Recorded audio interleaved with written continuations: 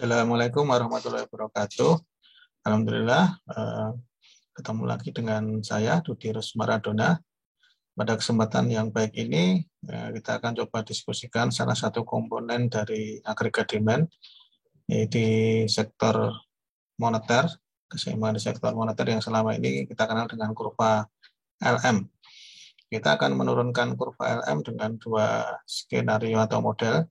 Yang pertama adalah model perekonomian tertutup, di mana sumbu datarnya adalah Y atau pendapatan atau output, dan sumbu tegaknya adalah R atau tingkat suku bunga real. Sedangkan pada model perekonomian terbuka, sumbu datarnya sama, sedangkan sumbu tegaknya adalah E atau nilai tukar atau kurs. Untuk lebih jelasnya, simak yang berikut ini.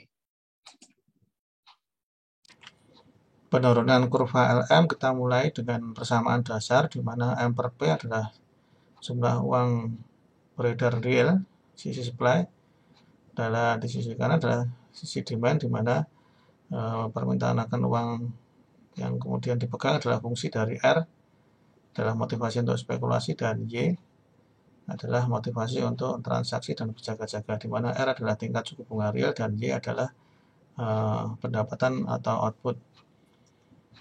Nah, kita menggunakan 4 kuadran untuk menjelaskan penurunan tersebut.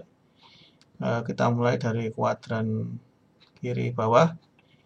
Ini menunjukkan hubungan berbanding terbalik antara tingkat suku bunga real dengan uang yang dipegang untuk spekulasi atau M2. Artinya semakin besar tingkat suku bunga, maka uang yang dipegang untuk spekulasi semakin kecil. Nah, kemudian kuadran kiri atas merupakan seperti budget range atau budget constraint, di mana di titik ini adalah semua uang yang dipunya digunakan untuk spekulasi, dan di titik ini adalah semua uang yang dipunya digunakan untuk transaksi dan berjaga-jaga. Dan ini di antara keduanya kombinasi. Nah, kemudian kuadran kanan atas ini merupakan hubungan berbanding lurus antara M1, uang yang digunakan untuk transaksi dan berjaga-jaga, dengan tingkat pendapatan atau output. Artinya semakin besar tingkat pendapatan atau output, konsekuensinya uang yang digunakan untuk transaksi dan berjaga-jaga akan semakin besar pula. Nah, skenario dimulai dengan memisalkan tingkat bunga sebesar R1. Nah, kemudian pendapat uang yang digunakan untuk spekulasi adalah sebesar M21. Nah, kemudian untuk yang sisanya adalah digunakan untuk transaksi dan berjaga-jaga sebesar M1. Nah, kita peroleh Y sebesar atau pendapatan sebesar Y1, sehingga diperoleh titik keseimbangan 1 pada kuadran kanan bawah. Selanjutnya, misalkan terjadi kenaikan tingkat suku bunga sehingga menjadi R2, sehingga uang yang digunakan untuk spekulasi berkurang dari M21 menjadi M22. Sebaliknya, uang yang digunakan untuk transaksi dan berjaga-jaga meningkat dari M11 ke M12. Dengan demikian, pendapatan atau outputnya meningkat dari 1 menjadi 2, sehingga diperoleh titik 2 pada kuadran kanan bawah. Nah, titik 1 dan titik 2 ini dihubungkan menjadi kurva LM. Kurva LM berlereng positif, artinya apa? Tingkat suku bunga real dengan pendapatan atau output berbanding lurus. Semakin besar tingkat suku bunga real, maka semakin besar pendapatan atau output. Nah, selanjutnya pada perekonomian terbuka. Persamaannya mirip, tetapi di sini tingkat suku bunga diasumsikan eksogen.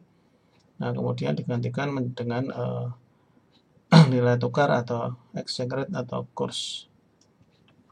Nah, yang membedakan adalah di kuadran kiri bawah dan kanan bawah, di mana R atau tingkat suku bunga diganti kurs atau E.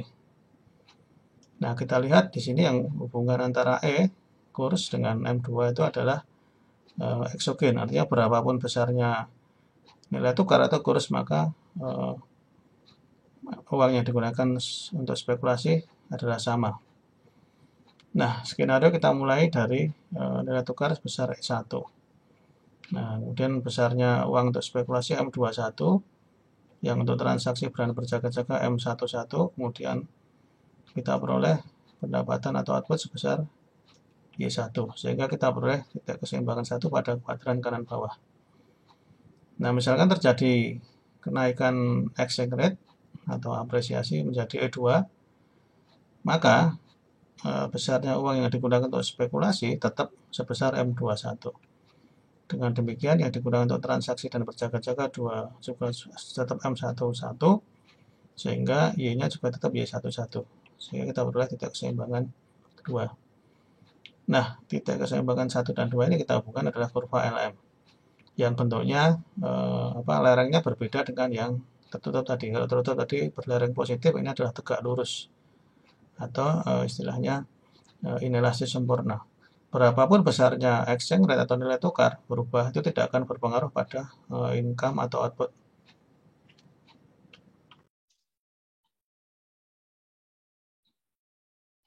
Demikianlah teman-teman penurunan kurva LM baik pada perekonomian tertutup maupun perekonomian terbuka, yang kesimpulannya memberikan bentuk kurva yang berbeda, di mana pada perekonomian tertutup kurva LM berlereng positif, yang berarti terjadi hubungan berbanding lurus antara tingkat suku bunga real dengan pendapatan atau output.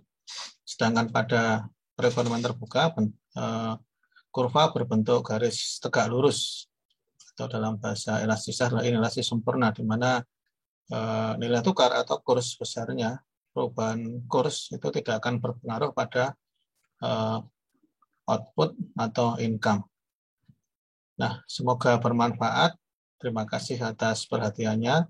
Insya Allah ketemu lagi dalam kesempatan yang lain. Assalamualaikum warahmatullahi wabarakatuh.